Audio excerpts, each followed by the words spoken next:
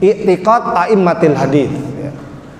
Beliau mengatakan fa inna amalahu lil khair wa tanawulahu lit ta'ah fa innama an fadlillah. Apa kata beliau? Seorang yang ahlussunnah wal jamaah itu dia beramal ibadah untuk kebaikan-kebaikan. Fa inna amalahu lil khair.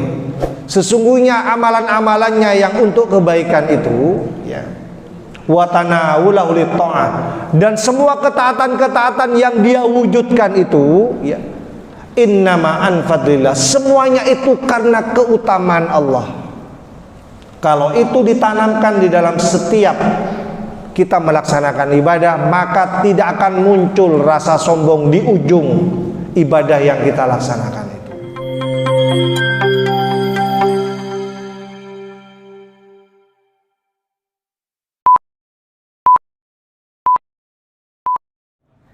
Bismillah, assalamualaikum warahmatullahi wabarakatuh. Alhamdulillahilladzi an'ama alaina bi ni'matil iman wal islam. Asyhadu an la ilaha illallah wa asyhadu anna Muhammadar Rasulullah. Amma ba'd. Yang terhormat Ketua Pimpinan Cabang Muhammadiyah Kecamatan Kota Sumeneb beserta para jajarannya, yang saya hormati segenap takmir Masjid Darussalam dan juga jamaah hadirin hadirat yang dirahmati Allah. Pertama-tama marilah kita panjatkan puji syukur kita kehadirat Allah Subhanahu wa taala yang senantiasa memberikan kita nikmat, rahmat dan kesempatan sehingga kita dapat menghadiri pengajian rutin PCM Kota Sumeneb dalam keadaan sehat walafiat. Salawat dan salam mari kita haturkan kehadirat Nabi kita Nabi Muhammad sallallahu alaihi wasallam beserta para keluarganya dan juga para sahabatnya. Semoga kita semua termasuk umatnya yang akan mendapatkan syafaatnya kelak di yaumil qiyamah. Amin amin ya rabbal alamin. Sebelum memasuki acara, kami menginformasikan bahwa PCM Kota Sumeneb menyediakan kota infak yang nantinya akan dipergunakan untuk mengembangkan proker yang ada di PCM Kota Sumeneb. Atas keikhlasannya diucapkan jazakumullahu khairan katsiran. Mari kita buka pengajian pada malam hari ini dengan pembacaan basmalah. Bismillahirrahmanirrahim. Selanjutnya lantunan ayat suci Al-Quran yang dalam hal ini akan dilantunkan oleh saudara Brif Sidiki Abdur Rahim. Kepadanya disilahkan. Assalamualaikum warahmatullahi wabarakatuh. A'udzu billahi minasy syaithanir rajim. Bismillahirrahmanirrahim. Ya ayyuhalladzina amanu taqullaha haqqa tuqatih wa la tamutunna illa wa antum muslimun. Wa'tasimu bihablillahi jami'an wa la tafarraqu. Wadhkuru ni'matallahi 'alaikum idh kuntum a'da'an fa'alafa baina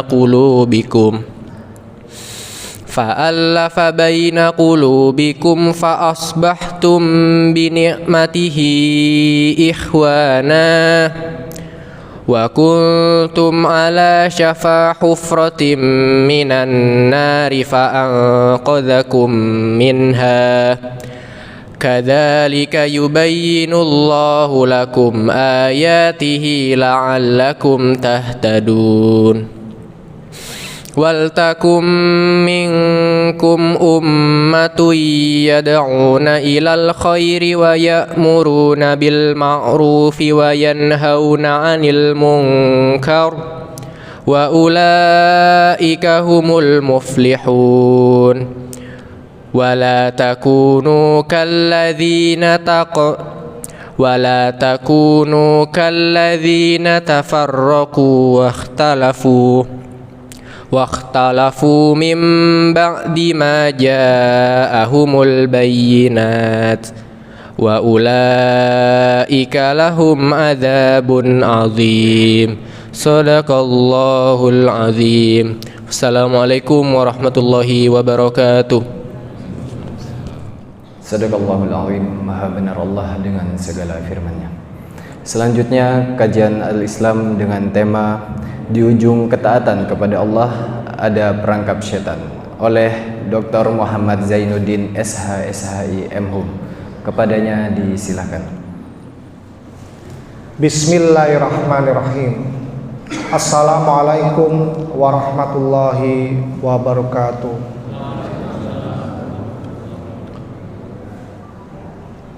Innal hamdalillah nahmaduhu wa nasta'inuhu wa nastaghfiruh wa natubu ilaihi. Wa na'udzu billahi min shururi anfusina wa min sayyiati a'malina.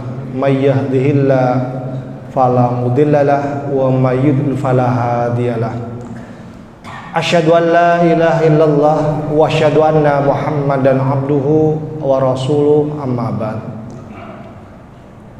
Jamaah pengajian pimpinan cabang Muhammadiyah Kecamatan Kota yang dirahmati Allah. Puji syukur alhamdulillah pada petang ini semua kita masih diberikan banyak nikmat oleh Allah. Diberikan nikmat sehat, alhamdulillah semua kita dalam kondisi sehat. Diberikan nikmat kesempatan, alhamdulillah setelah kita bekerja seharian mencari nafkah untuk keluarga, tapi kita tetap berkesempatan secara rutin dan juga istiqomah menjalankan ibadah di masjid yang kita cintai ini.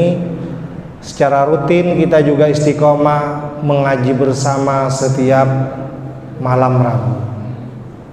Ini adalah nikmat yang sangat luar biasa yang patut kita syukuri, karena tidak semua orang bisa mendapatkan nikmat yang begitu sangat besar ini. Semoga apa yang kita laksanakan pada petang ini menjadi amal ibadah yang diterima oleh Allah, dan insya Allah akan menjadi bekal ketika kelak kita menghadap Allah Subhanahu wa ta'ala. Kita juga berharap semoga apa yang kita laksanakan pada petang ini bisa memantapkan keimanan dan ketakwaan kita kepada Allah Subhanahu wa ta'ala.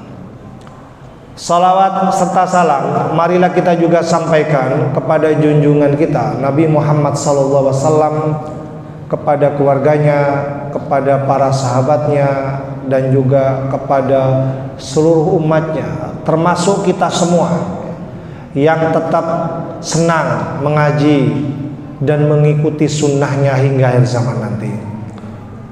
Bapak Ibu sekalian, jamaah pengajian yang dimuliakan Allah,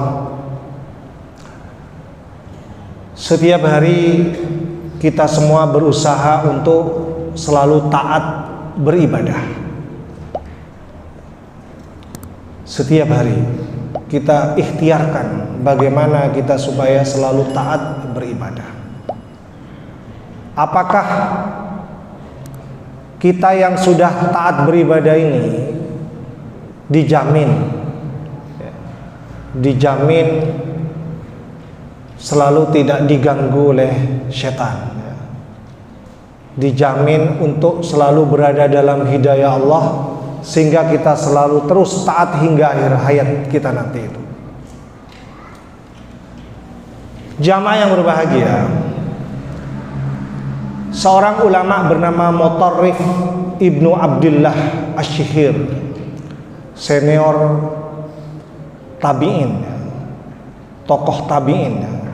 Tabi'in itu adalah generasi setelah para sahabat.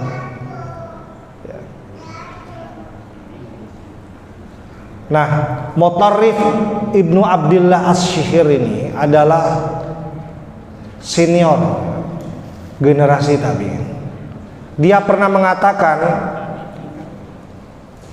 di dalam syairnya, la'an abita na'iman wa usbiha nadiman, ahabba ilayya min an abita qa'iman wa usbiha mu'jaban. Kalau diterjemahkan dalam bahasa kita, la'an abita na'iman, wa usbiha nadiman. Ketika aku dalam kondisi tidur, di pagi hari dalam kondisi tidur, tidak bangun, hingga pada pagi harinya itu, hingga pada pagi harinya itu nadiman, dalam kondisi yang menyesal. Jadi ini ceritanya, beliau ini terbiasa membangun ketaatan sejak malam. La an abita naiman wa usbiha nadiman. Ketika aku di malam hari itu selalu tidur sampai kelewatan, tidak bangun malam, tidak bisa melaksanakan ketaatan di sepertiga malam. Wa usbiha nadiman, sehingga di pagi harinya timbul rasa menyesal itu. Sudah terbiasa bangun malam, sudah terbiasa membangun ketaatan di malam hari, tetapi ada satu waktu dia tidak bisa bangun malam sebagaimana biasanya, sehingga muncul rasa penyesalannya itu. Ahabba ilayya, lebih aku sukai, kalau memang itu terjadi, lebih aku sukai, walaupun sudah menjadi kebiasaan, tetapi ketika Allah menakdirkan dia tidak bangun, entah kenapa tidak bangun, tetapi tetaplah dia mengimani takdir itu, dia mencintai, dia tetap suka dengan apa yang ditakdirkan Allah. Kenapa? Ahabba ilayya, lebih aku sukai min an abita qaiman wa usbiha mu'jaban, lebih aku sukai daripada aku bangun di malam hari, membangun ketaatan di sepertiga malam, wa usbiha mu'jaban, tetapi di pagi harinya timbul rasa sombong, rasa takjub terhadap apa yang dilakukan semalaman tadi. Jamaah yang berbahagia, ungkapan beliau ini memberikan peringatan kepada kita yang taat beribadah, memulainya selalu di malam hari, bahkan pada saat pada saat yang lain belum bangun, kita sudah bangun duluan membangun ketaatan kepada Allah. Hati-hati, karena di ujung ketaatan itu akan selalu muncul godaan setan, di mana melintas di hati dan pikiran kita itu perasaan sombong, perasaan takjub terhadap apa yang dilakukannya semalaman. Jamaah yang berbahagia, nah mereka yang seperti ini, mereka yang rajin beribadah kemudian muncul kesombongan, maka harus memahami makna daripada ibadah itu sendiri. Apa itu ibadah?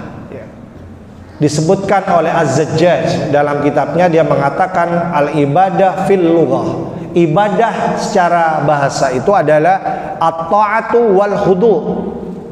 Ibadah itu adalah at-ta'atu, ketaatan, wal khudu', dan rendah hati, tawaddu. Ibadah yang benar itu adalah ibadah yang menjadikan pelakunya itu selalu bersikap tawadhu. Sebagaimana pepatah mengatakan, padi itu semakin berisi semakin menunduk. Jadi kalau kita lihat padi, semakin dia padat isinya, dia semakin menunduk. Sama, orang yang rajin beribadah, ketaatannya terjaga dengan baik, mestinya dia semakin bersikap tawadhu, tidak muncul rasa sombong di hati dan di pikirannya. Jangan sampai ketaatan yang kita bangun setiap hari, setiap saat, baik ibadah sholatnya dan ibadah yang lainnya, memunculkan sifat-sifat ujub, sifat-sifat yang sombong, siapapun tidak tahu, bahkan keluarganya tidak ada yang tahu kalau dia bangun di malam hari.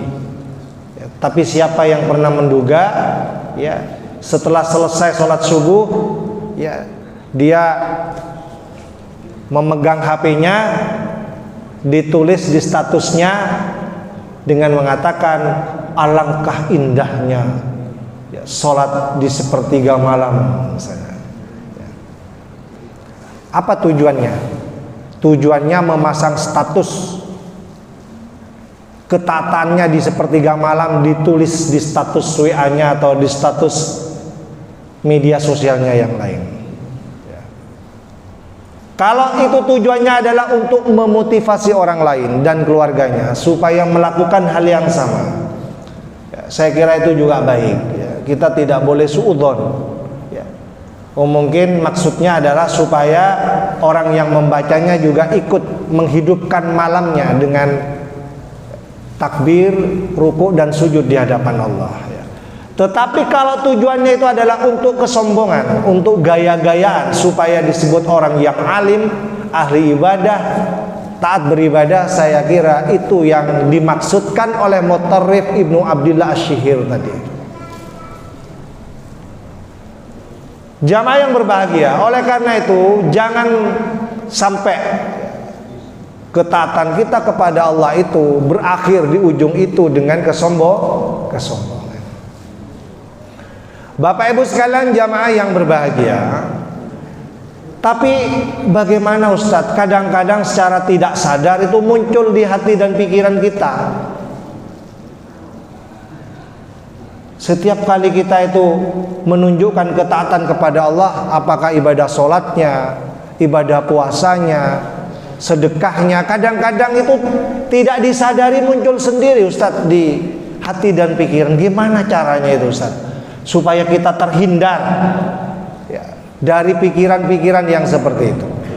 Paling tidak dalam waktu yang sangat singkat ini ada 3 tips yang harus kita ketahui supaya terhindar dari, ya, ketaatan yang berujung dengan sifat sombong tadi. Supaya tidak sombong kita melaksanakan berbagai ketaatan itu, paling tidak ada 3. Sebenarnya banyak tapi waktunya terbatas, cukup 3 saja supaya mudah diingat dan mudah kita amalkan bersama-sama. Yang pertama adalah kita harus menyadari bahwa kita beribadah, kita mampu beribadah secara istiqomah, termasuk melaksanakan sholat berjamaah di masjid ini, termasuk kita ngaji bersama-sama setiap malam Rabu ini. Itu semuanya karena anugerah dari Allah Subhanahu wa ta'ala. Itu semuanya adalah karena keutamaan Allah Subhanahu wa ta'ala. Itu prinsip yang harus ditanamkan di dalam hati dan pikiran kita, ya. Ibadah apapun yang kita lakukan harus diingat, itu semuanya karena keutamaan Allah Subhanahu wa ta'ala, sehingga bisa menepis kesombongan itu. Jamaah yang berbahagia, seorang ulama bernama Abu Bakar Al-Ismaili, ya, seorang ulama Ahlussunnah wal Jamaah yang hidup di abad ke-4 Hijriah. Di dalam kitabnya, ya, yang berjudul I'tiqad A'immatil Hadits, I'tiqad A'immatil Hadits, ya, beliau mengatakan fa inna amalahu lil khair wa tanawulahu lit ta'ah fa innama an fadlillah. Apa kata beliau? Seorang yang Ahlussunnah wal Jamaah itu, ya, dia beramal ibadah untuk kebaikan-kebaikan, ya. Fa inna amalahu lil khair. Sesungguhnya amalan-amalannya yang untuk kebaikan itu, ya, wa tanawulahu lit ta'ah, dan semua ketaatan-ketaatan yang dia wujudkan itu, ya, innama an fadlillah, semuanya itu karena keutamaan Allah. Kalau itu ditanamkan di dalam setiap kita melaksanakan ibadah, maka tidak akan muncul rasa sombong di ujung ibadah yang kita laksanakan itu, ya.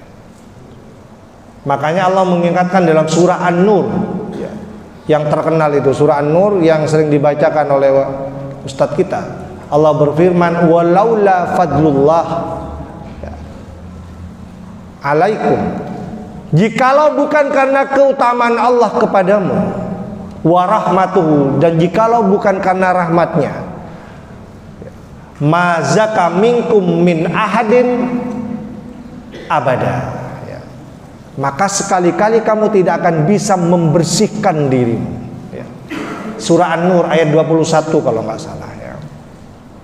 Walaula fadlullahi alaikum warahmatuhu, jikalau bukan karena keutamaan Allah atas kamu dan jikalau bukan karena rahmatnya, ya, mazaka minkum min ahadin abada, maka sekali-kali kamu tidak akan bisa membersihkan dirimu, ya. Jadi semuanya itu karena Allah, ya. Kita hadir pada petang ini, sholat berjamaah di sini itu karena keutamaan Allah, ya. Belum tentu semua orang bisa melakukan itu, walaupun rumahnya dekat dari masjid ini, belum tentu. Setelah sholat kita ikut pengajian, sabar menunggu isya sambil mengikuti pengajian, itu karena keutamaan Allah. Belum tentu mereka yang sholat berjamaah di sini mau bersabar ikut ngaji bersama-sama di sini. Kita paham apa yang disampaikan oleh ustadznya ketika mengikuti pengajian itu karena keutamaan Allah. Karena belum tentu mereka yang ikut pengajian itu bisa paham apa yang disampaikan oleh ustadznya. Belum tentu juga, ya. Dan setelah itu kita bisa mengamalkannya dalam kehidupan sehari-hari itu juga karena keutamaan Allah, keutamaan Allah. Atas alasan apa kita kemudian sombong kalau semuanya yang kita lakukan dalam rangka taat kepada Allah itu semuanya karena keutamaan dari Allah Subhanahu wa taala. Jamaah yang berbahagia, sahabat bernama Barra bin Azib, ya, ketika beliau mengikuti prosesi gotong royong, ya, menggali Khandaq, ya. Jadi ketika itu ceritanya adalah mau menghadapi perang Khandaq. Ada usul dari seorang sahabat bernama Salman Al-Farisi, untuk menghadapi peperangan besar ini kita harus menggali Khandaq, menggali parit supaya musuh tidak bisa melewati parit. Bisa dibayangkan Bapak Ibu, ya, berapa lebarnya parit yang akan digali? Kalau kuda supaya tidak bisa lompat berapa kira-kira? Berapa meter? 6 meter ya, paling tidak 6 meter ya, coba yang suka berkuda itu, supaya tidak bisa melompat dengan baik. Kalau dia masuk ke jurang supaya tidak bisa keluar, berapa dalamnya itu? Ya. Pada waktu itu, ya, sahabat Barra itu menyaksikan para sahabat bergotong royong menggali parit keliling Madinah. Jadi bayangkan, ya, di medan perang yang akan dilakukan peperangan Khandaq itu akan digali sedalam-dalamnya supaya nanti musuh itu tidak mudah melewati itu. Dengan menggunakan manual, alat manual, tidak ada alat berat, bego apa itu nggak ada, manual. Singkat cerita, Rasulullah sebagai pemimpin perang pada waktu itu juga ikut berjibaku menggali, sampai disebutkan di dalam sebuah riwayat sampai perut beliau itu kotor semua dengan debu, dengan pasir.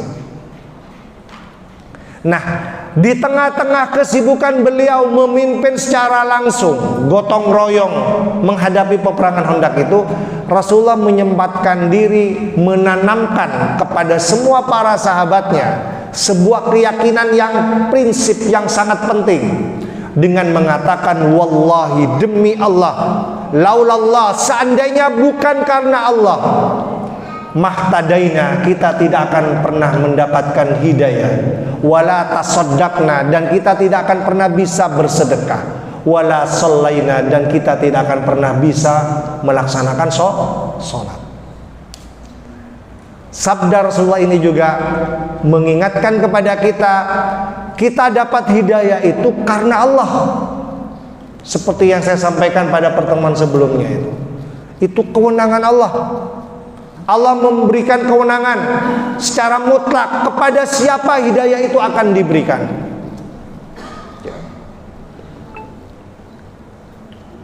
Kepada siapapun. Kita ini hanya berusaha untuk mengajak orang supaya taat beribadah, tetapi yang menentukan Allah, karena Allah yang memberikan hidayah itu.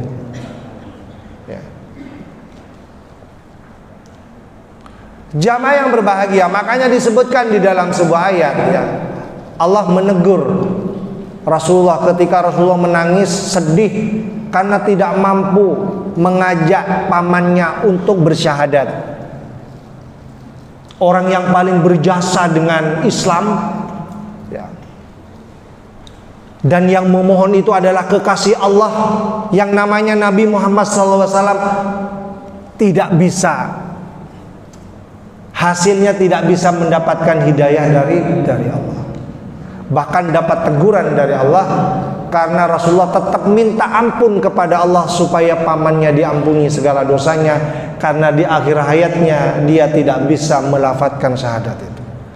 Disebutkan di dalam ayat, maka nalin nabi walladzina amanu ayyastaghfiru lil musyrikin walau kanu uli qurba.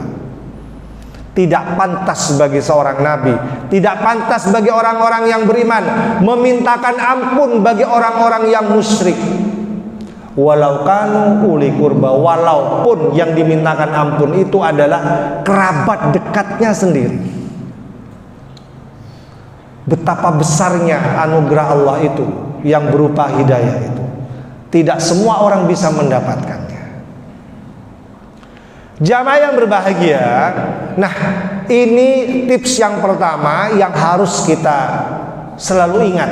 Setiap kali kita ibadah harus ditanamkan di dalam hati dan pikiran kita bahwa itu semuanya karena anugerah dari Allah. Sehingga nanti di akhir kita selesai beribadah tidak muncul lagi rasa sombong-sombong itu.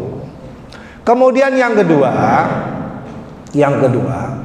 kita harus menyadari bahwa ibadah yang kita lakukan itu masih banyak kekurangan-kekurangan.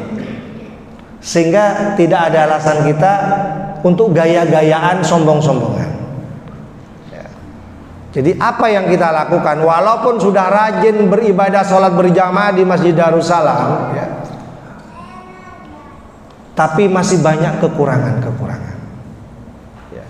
Sehingga ini kalau punya kesadaran seperti itu, maka tidak akan muncul kesombongan-kesombongan atau gaya-gayaan di medsos itu. Tidak akan pernah dia melakukan itu. Jamaah yang berbahagia, sholat misalnya,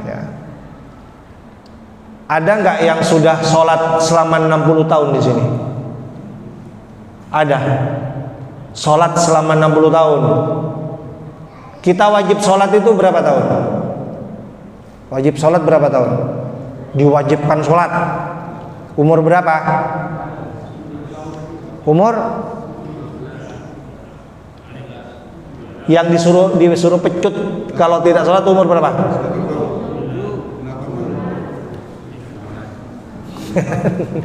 Ternyata banyak juga pendapat-pendapatnya ya. Ada yang 7, ada yang 9 ya, ada yang 12 ya kan. Ya.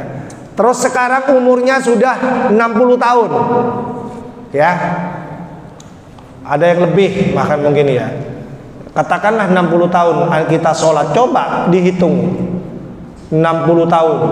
1 tahun berapa? 1 hari kalau sholat 5 waktu saja 5 kali. Ya kan? 5 kali. Kalau 1 tahun itu berapa hari? 360 hari. Coba 5 kali 360 hari. Berapa? Yang pintar matematika. Kalikan umurnya Bapak Ibu sekalian. Itu baru sholat wajib loh. Ya kan? Ribuan kali Bapak Ibu. Ribuan kali kita melaksanakan sholat itu. Sesuai dengan umurnya kita masing-masing. Tetapi dari ribuan kali sholat yang kita lakukan, pernah tidak satu kali saja dari sejak takbiratul ihram sampai salam benar-benar khusyuk? Ada nggak? Benar-benar khusyuk banget, seolah-olah ya di hati dan pikiran, bahkan di hadapan kita ini hadir Allah Subhanahu wa taala, benar-benar khusyuk dari awal sampai akhir, merasakan kehadiran Allah dengan sebenar-benarnya dalam sholat kita itu. Ada enggak di antara kita satu kali saja sholatnya yang seperti itu? Iya kan? Susah kan menjawabnya? Susah sekali menjawabnya, Bapak Ibu. Makanya sunnah Rasulullah ketika kita selesai sholat, apa yang kita baca? Apa yang kita baca? Astaghfirullah, astaghfirullahaladzim, astaghfirullahaladzim, astaghfirullahaladzim. Ya. Selesai sholat, ya, ini kan ketaatan kepada Allah, ya kan? Tapi kita tetap beristighfar. Kenapa kita harus beristighfar? Karena kita menyadari bahwa ibadah kita itu masih kurang, masih penuh dengan kekurangan-kekurangan. Walaupun kita berusaha untuk sehusu-husunya, tetapi kita menyadari bahwa masih banyak kekurangan-kekurangan. Ya. Apalagi setelah takbiratul ihram itu, misalnya ingat ke lalapan misalnya, lapar gitu ya, misalnya ya kan. Ada nggak yang habis takbiratul ihram itu pikirannya sudah nyambung keluar sholat? Ada kan? Ada banyak itu, ya kan? Atau di tengah-tengah itu sudah keluar kita dari bacaan sholat ya, sudah sampai di rumah, sudah sampai di mana gitu ya pikiran kita. Jamaah yang berbahagia, biasanya orang istighfar itu ketika orang melakukan maksiat, benar gak? Ya, ketika kita melakukan maksiat kita istighfar, itu wajar. Wajar kan? Orang melakukan maksiat istighfar itu wajar. Bahkan wajib dia beristighfar karena telah melakukan maksiat. Tapi ini tidak. Ketika melaksanakan sholat beristighfar, ini sebagai bukti bahwa ibadah kita ini masih penuh kekurangan-kekurangan. Jamaah yang berbahagia, ini yang kedua, tips yang kedua supaya ya, dalam melaksanakan ketaatan tidak berujung dengan kesombongan. Kita harus menyadari bahwa ibadah kita itu masih banyak kekurangan-kekurangan, termasuk ibadah-ibadah yang lain. Kemudian yang ketiga, masih ada waktu ya? Kurang berapa menit Ustaz? 4 menit. Ya. Yang ketiga, kita harus menyadari bahwa walaupun kita beribadah dengan penuh ketaatan, ya, tidak ada jaminan akan berakhir dengan husnul khotimah. Makanya jangan sombong. Walaupun kita ini rajin sholat, apakah ada jaminan nanti di akhir hayat kita tetap istiqomah sholat berjamaah? Ada jaminan tidak? Kita yang sudah membangun budaya sholat berjamaah bertahun-tahun di sini bersama-sama, ada jaminan tidak? Nanti di ujung akhir kita mau menghadap Allah, kita tetap istiqomah sholat berjamaah di sini? Tidak ada jaminan. Ya, tidak ada jaminan. Makanya Rasulullah mengingatkan di dalam sebuah hadis, innamal a'malu gimana? Innamal a'malu bukan binniyat. Ya memang ada hadis itu, innamal a'malu binniyat itu. Tetapi bukan itu. Hadis yang lain diriwayatkan oleh Imam Bukhari, innamal a'malu bil khawatim. Sesungguhnya amalan itu tergantung di akhir. Jadi walaupun di awal-awal niatnya sudah begitu tulus dan ikhlas dan khusyuk, jangan sampai nanti di akhir itu berakhir dengan kesombongan dan lain-lain, atau riya dan seterusnya. Ya. Innamal a'malu bil khawatim. Sesungguhnya amalan-amalan itu juga tergantung bagaimana endingnya dari ibadah itu? Apakah tetap berakhir dengan kehusyuan, apakah berakhir dengan keikhlasan, atau sebaliknya? Ya. Inilah juga yang ditakutkan oleh seorang ulama bernama Sufyan Ats-Tsauri. Sufyan Ats-Tsauri, seorang ulama besar yang sangat terkenal. Ya. Beliau seorang yang alim, seorang yang bahkan sampai ada 7 ya. Gelarnya beliau itu muhaddits, ahli hadis ya. Seorang yang sangat warok, sangat berhati-hati, orang yang sangat bertakwa ya. Tetapi beliau mengatakan, inni akhafu an uslabal imanu qabla an amut. Sesungguhnya sesuatu yang paling aku takutkan. Apa itu? Aku khawatir ya. Aku khawatir imanku dicabut sebelum aku menjemput kematian. Qabla an amut. Sesungguhnya sesuatu yang paling aku takuti, imanku dicabut sebelum aku menjemput kematian. Ini seorang ulama yang setiap hari, setiap saat sudah terbiasa dengan ketaatan.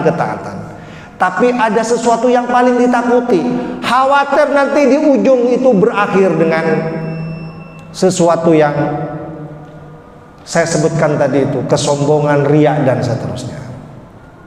Jamaah yang berbahagia, saya kira ini saja yang perlu saya sampaikan ya. Ada 3 tips yang bisa kita ingat setiap kali kita beribadah apapun. Ingat 3 tips ini. Yang pertama adalah kita harus menyadari ibadah yang kita lakukan itu karena keutamaan Allah. Kemudian yang kedua, ingat setiap kali kita ibadah bahwa ibadah yang kita lakukan itu masih dipenuhi dengan kekurangan. Dan yang ketiga, ingat walaupun kita rajin beribadah, tetaplah tidak ada jaminan untuk husnul khotimah.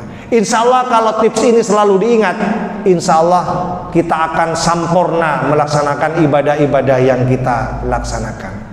Kita tutup dengan doa kafaratul majlis. Assalamualaikum warahmatullahi wabarakatuh.